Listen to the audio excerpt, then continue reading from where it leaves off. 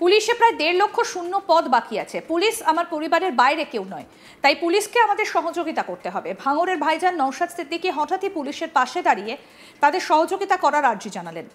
যেখানে রাজ্যের বিরোধী দলনেতা পুলিশের বিরুদ্ধে এত অভিযোগ তুলছেন, সেখানে নওশাদ সিদ্দিকী পুলিশের পাশে দাঁড়ালেন।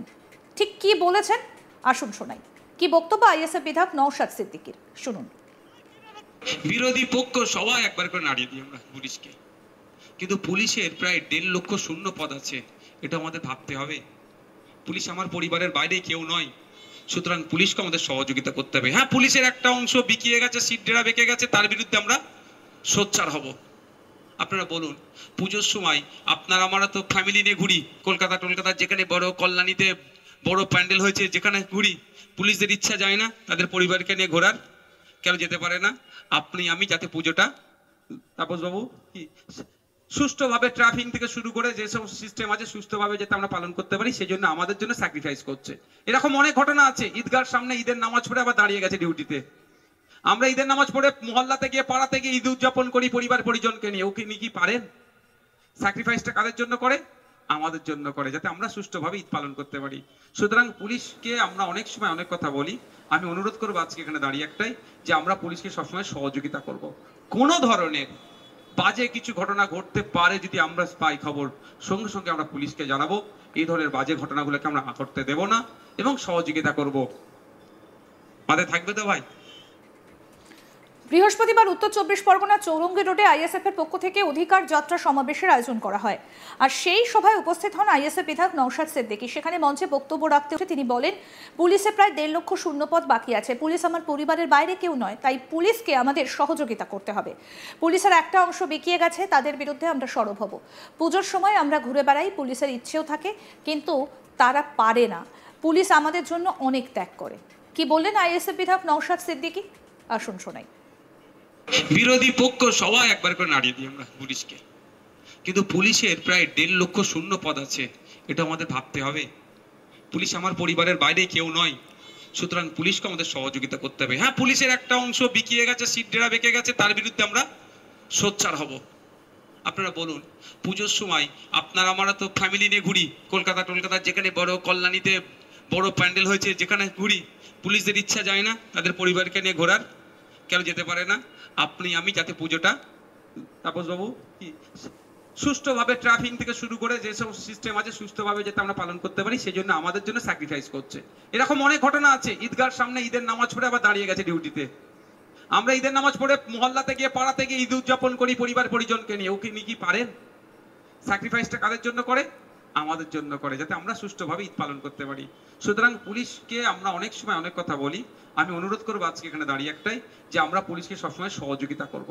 কোনো ধরনের বাজে কিছু ঘটনা ঘটতে পারে যদি আমরা পাই খবর, সঙ্গে সঙ্গে আমরা পুলিশকে জানাবো। এই ধরনের বাজে ঘটনাগুলোকে আমরা ঘটতে দেব না এবং সহযোগিতা করব। মাথায় থাকবে তো ভাই? এরপর তিনি বলেন, সন্তানদের উচ্চশিক্ষিত করার চেষ্টা করুন, নয়তো এই রাজনৈতিক কারবারিরা আপনার ছেলে মেয়েদের নিয়ে অসামাজিক কাজকর্ম করিয়ে নিয়ে তারা নেতার আসনে বসবে। তিনি সমস্ত দলের নেতাদের আক্রমণ করেছেন। আসুন শুনে আর কি বললেন আইএসএফ বিধায়ক নওশাদ সিদ্দিকী। উচ্চশিক্ষায় শিক্ষিত করার চেষ্টা করুন, অন্যথায় এই বর্বরদের দলেরা, এই রাজনৈতিক কারবারিরা আপনার ছেলে মেয়েগুলোকে দিয়ে সমাজে যত রকম অনৈতিক কাজ আছে করিয়ে নিয়ে এরা নেতার ছেলে নেতার আসনে বসবে। আর আপনার আমার পরিবারের ছেলে মেয়েগুলোকে জেলের ঘানি টানতে হবে, মারামারি হানাহানি করে ধ্বংস হয়ে যাবে। বন্ধুগণ, দ্বিতীয় যে কথা আমি আপনাদের কাছে অনুরোধ করব, রাজনীতি করুন, সৌহার্দ্যের পরিবেশ তৈরি করুন, সৌজন্যতার রাজনীতি করুন। আচ্ছা বন্ধুগণ যারা আছেন, একটু আমাকে বলবেন, শুভেন্দু অধিকারীর সাথে মমতা ব্যানার্জির কোনোদিন হাতাহাতি দেখেছেন আপনারা? কেউ দেখেনি, আর দেখতেও চাই না। অধীর রঞ্জন চৌধুরীর সাথে অভিষেক ব্যানার্জির হাতাহাতি লড়াই হয়েছে? দেখিনি, দেখতেও চাই না। মোহাম্মদ সেলিমের সাথে কুণাল ঘোষের হাতাহাতি লড়াই হয়েছে? ফিরহাদ হাকিমের সাথে আপনার সুজন চক্রবর্তীর হাতাহাতি লড়াই হয়েছে? হয়নি, আর দেখতেও চাই না। কিন্তু আমরা কি দেখলাম? সুজন চক্রবর্তী, পার্থ চ্যাটার্জি এক জায়গায় এসি রুমে বসে চা খাচ্ছে, গল্প করছে। কুণাল ঘোষ তৃণমূলের নেতা, সুকান্ত মজুমদার বিজেপির নেতা, দিলীপ ঘোষ বিজেপির নেতা কারো জন্মদিনের কেক কাটছে এসি রুমের মধ্যে থেকে। আচ্ছা, আমি আপনাদের একটা কথা বলি, এই অশোকনগরের মানুষকে বলবো, এখানে বিজেপি করেন অনেক মানুষ, মাইকের আওয়াজ যাচ্ছে, তৃণমূল করেন অনেক মানুষ, মাইকের আওয়াজ যাচ্ছে। আমি তাদের কাছেও বলতে চাই, দলের সুপ্রিমো মমতা ব্যানার্জি শুভেন্দু অধিকারীকে ডেকে চা খাওয়াচ্ছে, আপনারা ওখানে মারপিট দেখতে পাচ্ছেন না। আপনাদের এত চর্বি কি করে হয়ে গেল এই এলাকায় নিজেদের মধ্যে মারপিট করছেন? কাকার ছেলের সাথে মাসির ছেলে, পিসির ছেলে, ফুপুর ছেলে, খালার ছেলে নিজেদের মধ্যে মারপিটে জড়িয়ে পড়ছেন। আমার অনুরোধ, অনেক হয়েছে, শুধু পাবলিককে বোকা বানানো হয়েছে, পাবলিকের মারপিট হয়েছে। নেতারা সন্ধ্যাবেলায় টিভির সামনে বসে সাজুগুজু বলছে এই জন্যই, ওই সন্ধ্যাবেলা যারা বসে অনেকে দেখবেন সব কি বলে গো, হ্যাঁ, মেকআপ করে বসে। আমার নিজের অভিজ্ঞতা, ওই আমি একটা ডিবেটে যাচ্ছি, ও আমাকে বলছে আমাকেই মেকআপ করাতে এসেছিল। আমি না ভাই, আমার ফাটাফুটি যা আছে এতেই চলে যাবে। তো সন্ধ্যাবেলা এরা মেকআপ করে বসে আপনার আমার হয়ে কথা বলে, আপনি আমি কি ভাবি এটাই আমার প্রাণের বন্ধু। কিন্তু ঘোড়ার ডিম যখন ব্রেক হয়ে যায়, তারপরে যখন একটা রিফ্রেশমেন্টের জন্য চা কফি দেয়, ওরা নিজেরাই গল্প করে, তোর এতটা বলা উচিত হয় না, আমাকে বল, তোকে কেমন দিলাম বলতো।